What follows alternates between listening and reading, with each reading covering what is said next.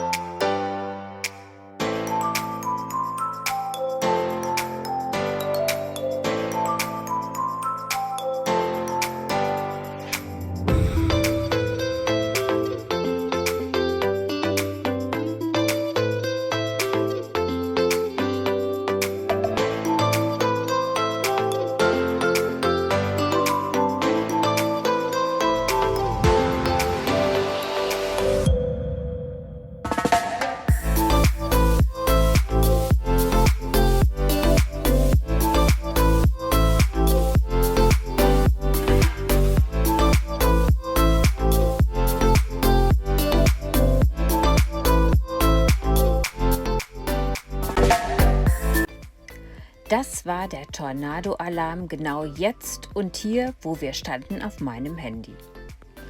Und schon rief Thomas, Geologe und Informatiker, den wir zuvor kennengelernt hatten und der uns sogar einen Chibo-Kaffee noch extra vorbeibrachte, per WhatsApp an.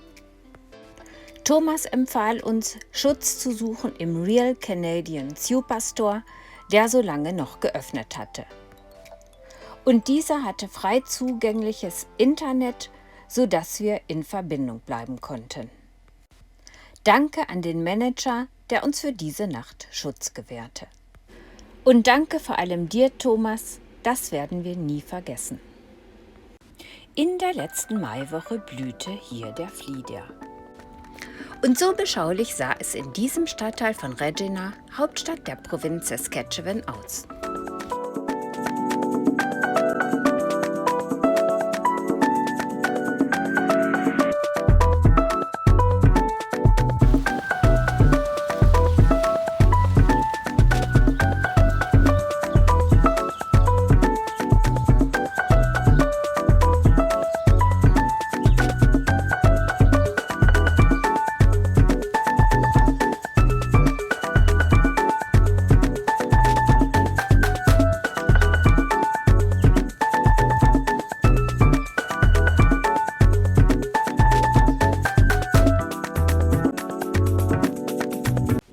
Saskatchewan gehört auch zu den kanadischen Provinzen, in denen die Autos vorne in der Regel keine Kennzeichenschilder brauchen.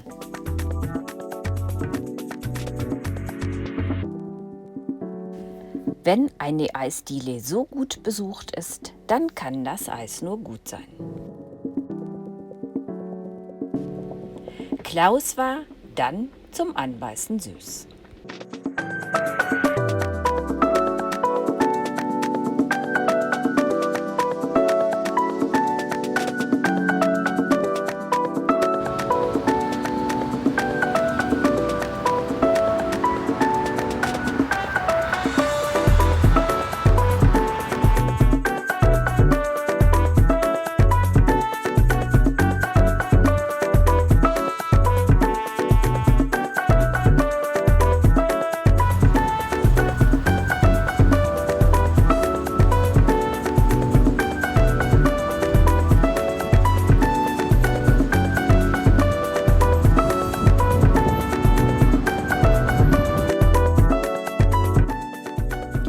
Regina präsentierte sich als beschauliche grüne Hauptstadt Saskatchewans.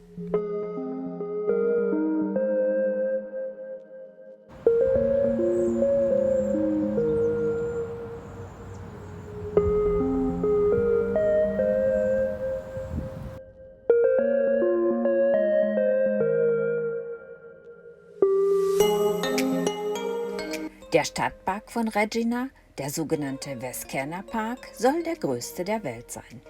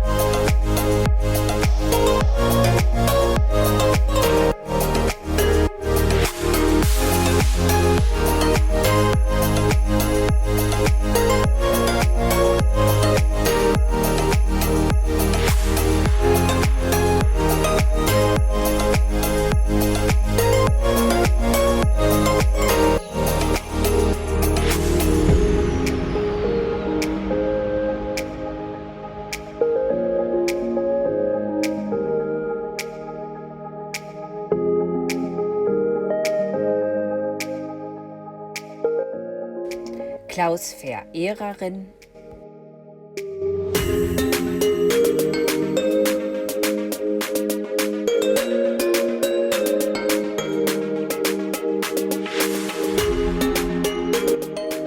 weiter ging es durch schier unendliche Getreideanbaugebiete nach Westen.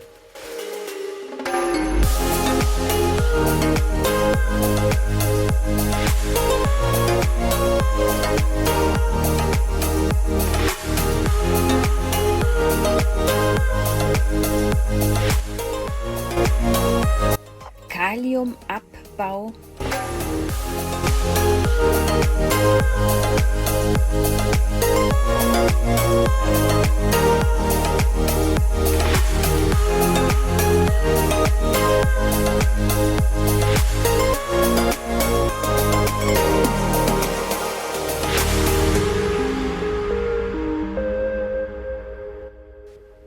zum Richtungswechsel auf dem Highway gab es einfach eine Kreuzung.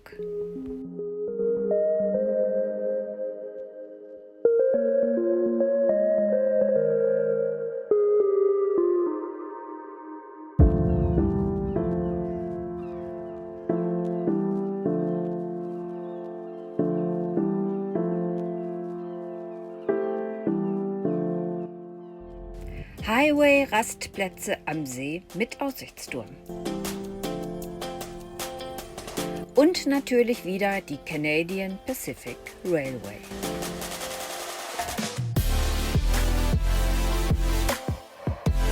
Wie der Getreidespeicher.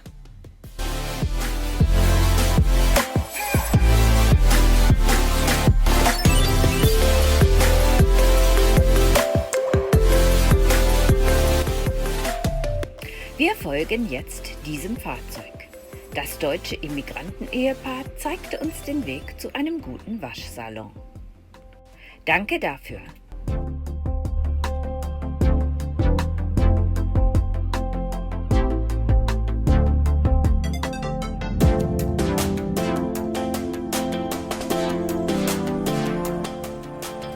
Klaus trägt unseren gut gefüllten Wäschesack in den Waschsalon.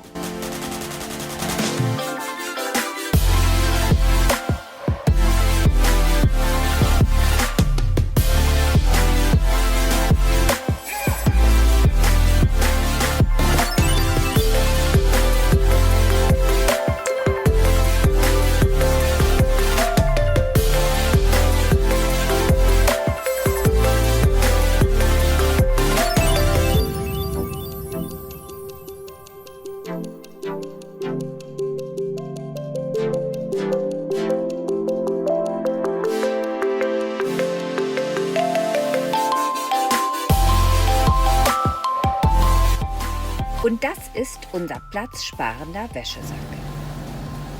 Erst waschen.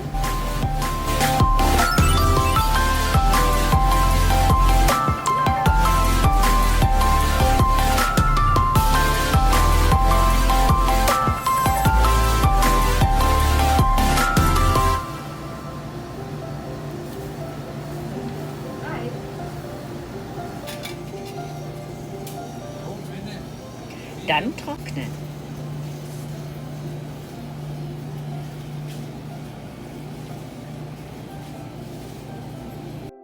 Die Dame schenkte mir dieses T-Shirt und meinte, es würde mir gut stehen.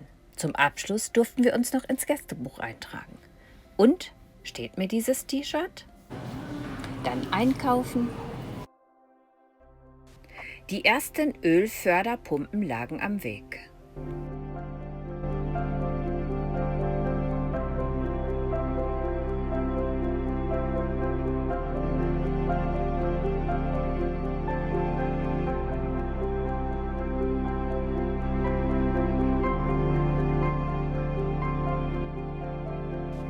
In diesen Weiten konnte man das Wetter kommen sehen.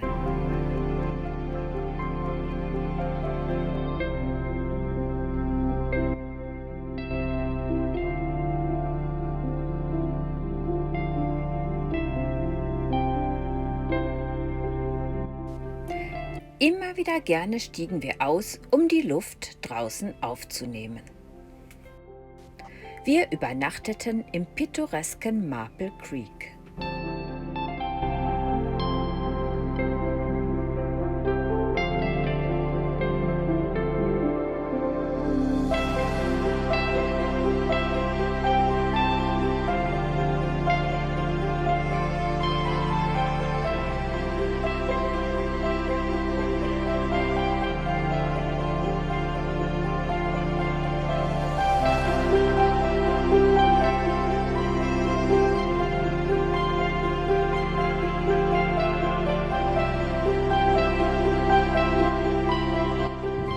Und immer wieder stiegen wir aus, auch um den warmen, trockenen Wind zu genießen.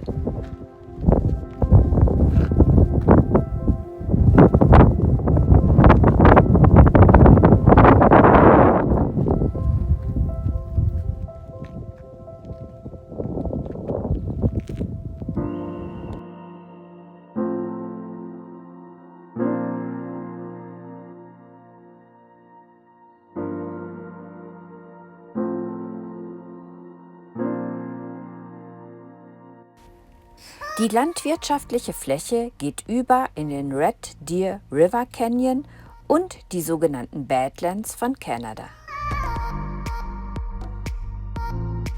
Diese waren ebenso unerwartet wie beeindruckend und wir beschlossen, eine Weile zu bleiben. Und was wir hier erlebten, das erfahrt ihr in unserem nächsten Film.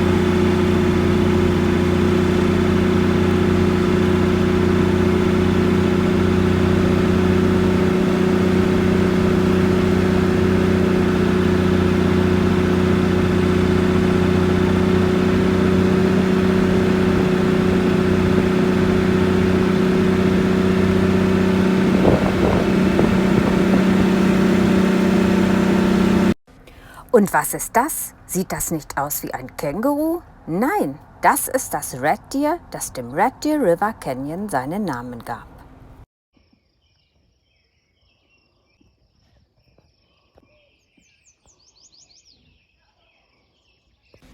Und hier noch ein besonderer Vogel. Kennt ihr seinen Namen? Dann schreibt ihn gerne in die Kommentare.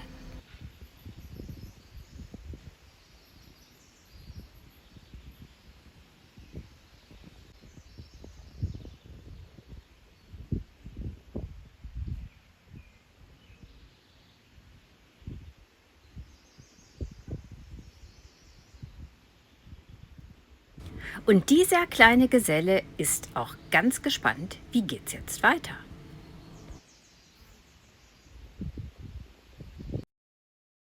So, das war's für diesmal.